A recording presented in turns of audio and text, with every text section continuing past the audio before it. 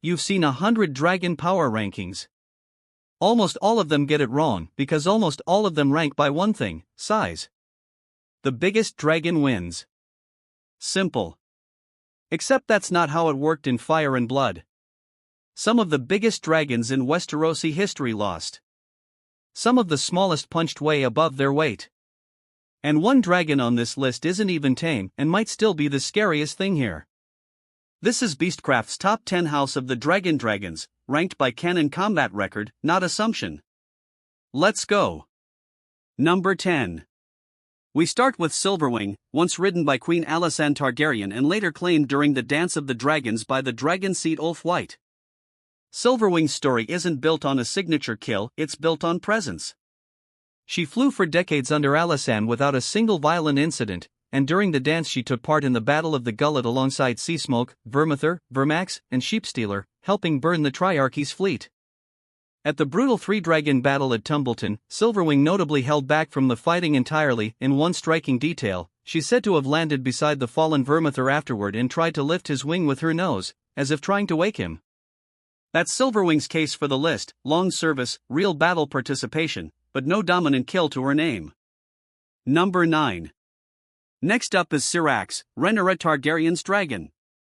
Syrax was known for being unusually gentle compared to dragons like Caraxes, but that temperament also explains her ranking here. Syrax was never flown into battle during the Dance of the Dragons. She was kept back deliberately, because losing her would have meant losing Rhaenyra's claim to the throne itself. No confirmed kills, no combat record to measure, just a dragon whose entire value was political, not martial. At number 8 is Tessarion, Prince Daeron Targaryen's dragon, the Blue Queen. By the Dance of the Dragons, Tessarion was roughly a third the size of Vermithor, the smallest dragon of fighting weight on the green side. But she was also the youngest and most agile. After Daeron died at the Second Battle of Tumbleton, a riderless Tessarion flew up and fought both Seasmoke and the much larger Vermithor at once. Seasmoke and Vermithor killed each other in that same fight, and Tessarion, badly wounded, still tried to fly 3 separate times before finally dying. Outsized, outmatched, and still one of the last dragons standing at Tumbleton. Number 7.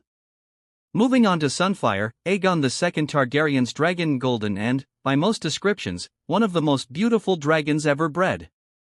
At the Battle of Rook's Rest, Sunfyre fought alongside Vhagar against Rhaenys and Meleys, helping pin down and kill one of the fastest dragons in the war. Sunfyre paid heavily for it. He was badly burned and injured in that same battle. But he survives it, and his role at Rook's Rest is central to one of the most decisive dragon kills of the entire dance. A dragon that helped bring down a rival many considered his equal, at real cost to himself. Number 6 is Seasmoke. Bonded first to Laenor Balerion, later claimed by Adam of Hull during the Red Sowing. Seasmoke was young during the dance but was noted as nimbler in the air than most of his older kin, reportedly twice the size of Tessarion. Seasmoke fought at the Battle of the Gullet, then at the Second Battle of Tumbleton took on Vermithor himself, one of the largest dragons alive at the time. Vermithor ultimately killed him, tearing his head off mid-fight, but according to the accounts, it took a much larger, far older dragon to finally bring him down. Number 5. Breaking into the top 5 is Caraxes, Daemon Targaryen's dragon, nicknamed the Bloodworm and considered the fiercest young dragon in the dragon pit by the dragon keepers who raised him. By the dance, Caraxes was about half the size of Vhagar. And yet in the battle above the God's Eye, his jaws locked onto Vhagar's throat and didn't let go, even as Vhagar tore off his wing and opened his belly. Both dragons died in that fall, but Caraxes did something almost no other dragon managed across the entire war: he killed Vhagar. Pound for pound, the most dangerous dragon on this list. At number 4 is Meleys, Rhaenys Targaryen's dragon, the Red Queen, old, large, and, by most canon accounts, the fastest dragon of the era, faster than both Caraxes and Vhagar. It's believed Meleys might have actually beaten Vhagar in a fair, one-on-one fight. She never got one.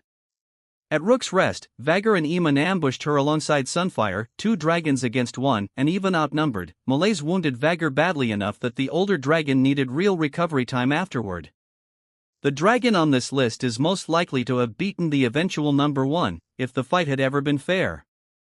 Taking the number 3 spot is Vermithor, the Bronze Fury, the second largest living dragon during the dance, once ridden by King Jaehaerys himself, later claimed by the Dragonseed Hugh Hammer. At the time of his death, he was considered by his own rider to be the oldest and largest dragon still alive. At the Second Battle of Tumbleton, Vermithor tore Seasmoke's head off with a single bite. According to Lord Benjicott Blackwood, Vermithor would have shredded Seasmoke apart entirely if Tessarion hadn't joined the fight, meaning it took two dragons together to finally bring the Bronze Fury down. Nearly 100 years old, and still strong enough that his own death took a two-dragon effort. Number 2 Balerion.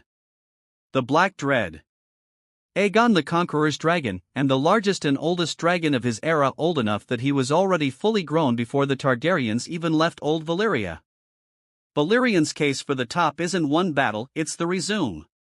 He fought at the Field of Fire alongside Vhagar and Caraxes, the only battle where all three Conquest-era dragons flew together, and the three of them burned an entire army in a single engagement.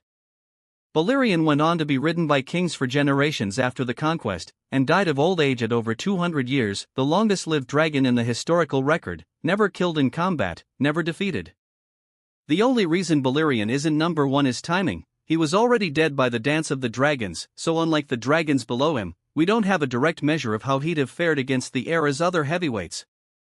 Undefeated, but untested against his true rivals. Number 1 Vhagar. The Queen of all dragons. And this is where the ranking earns its name, because most lists put Vhagar at number 1 for being the biggest dragon left alive by the dance. That's true, but it's not why she earns the spot. Vhagar earns it because of the kill count. By the end of the Dance of the Dragons, Vhagar and Aemon were responsible for 3 separate dragon rider kills: Lucerys Balerion and his dragon Syrax, Rhaenys Targaryen and her dragon Meleys, and finally Daemon Targaryen and Caraxes, in the mutual kill battle that ended her own life too. No other dragon in this ranking comes close to that kill record. She fought a faster dragon in Meleys and won, with help, but she won. She fought a smaller, more vicious dragon in Caraxes, and even in death, she took him down with her.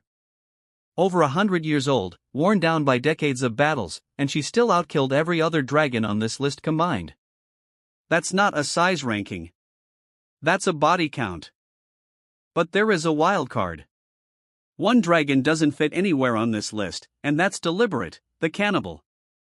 Never ridden, never claimed.